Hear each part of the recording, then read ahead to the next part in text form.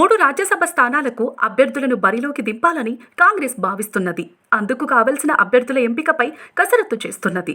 2 స్థానాలకే కాంగ్రెస్కు సంఖ్యాబలం ఉన్నప్పటికీ 3 స్థానాల్లో పోటీకి ప్రయత్నిస్తుందనే వార్తలు రావటంతో బీఆర్ఎస్లో గుబులు మొదలైంది.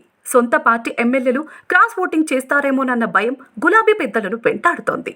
ఈ మధ్య 5గురు బీఆర్ఎస్ ఎమ్మెల్యేలు సీఎం రేవంత్ రెడ్డిని కలిసిన నేపథ్యంలో చాలా మంది గులాబీ నేతలు కాంగ్రెస్లో చేరేందుకు సానుకూలంగా ఉన్నారనే ప్రచారం జోరుగా సాగుతున్నది. అయితే సమయం, సందర్భం చూసుకుని బీఆర్ఎస్ ఎమ్మెల్యేలను పార్టీలో చేర్చుకోవాలన్న యోచనలో కాంగ్రెస్ అధిష్టానం ఉందని టాక్. ఇప్పుడు రాష్ట్రంలో 3 రాజ్యసభ స్థానాల్లో కాంగ్రెస్ గెలవాలంటే అదనంగా 21 మంది ఎమ్మెల్యేల మద్దతు అవసరం.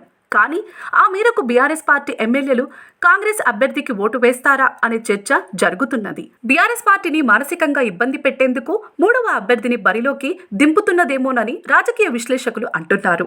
కాంగ్రెస్ 3 స్థానాలకు పోటీ చేస్తే తమ ఎమ్మెల్యేలు క్రాస్ ఓటింగ్కు పాల్పడతారేమోనన్న భయం బీఆర్ఎస్ పెద్దలకు పట్టుకున్నట్టు తెలుస్తున్నది.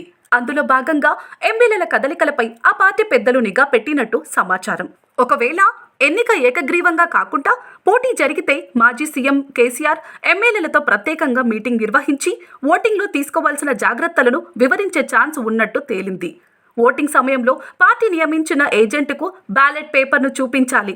దీనితో క్రాస్ ఓటింగ్కు పాల్పడిన ఎమ్మెల్యేలను ఈజీగా గుర్తుపట్టే ఛాన్స్ పార్టీలకు ఉంటుంది.